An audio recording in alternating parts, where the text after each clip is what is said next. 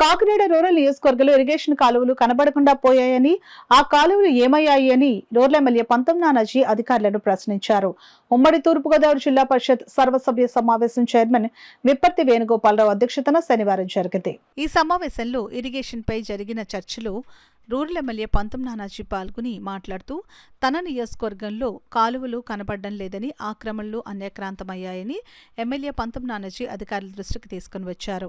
ఈ సమావేశంలో ప్రభుత్వ విప్ దాట్ల సుబ్బరాజు, జిల్లా collector Shan Mohan Sagili, ZP CEO Lakshmanarao, ఎమ్మెల్సీలు ఐ వెంకటేశ్వరరావు, కుడిపూడి సూర్యనారాయణ, అనంత ఉదయ భాస్కర్, ఎమ్మెల్యేలు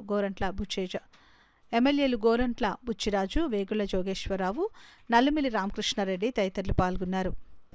పాత శాసనసభ్యుడు దాని మీద ఒక ఇల్లు గెస్ట్ హౌస్ పేకాట క్లబ్ ఒకటి పెట్టడం జరిగింది సార్.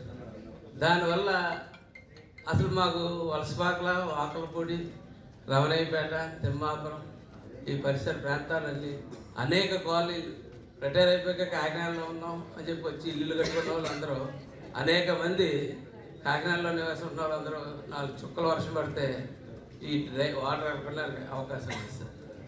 గతంలో నేను ఎప్పుడో రోషయ్య గారు గవర్నమెంట్లో ఉంటుండగానే, ముఖ్యమంత్రిగా ఉంటుండగానే రోషయ్య గారికి ఒక కంప్లైంట్ ఇవ్వడం జరిగింది సార్.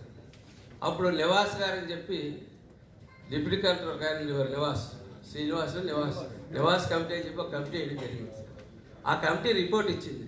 ఆ రిపోర్ట్ ఎక్కడుంది?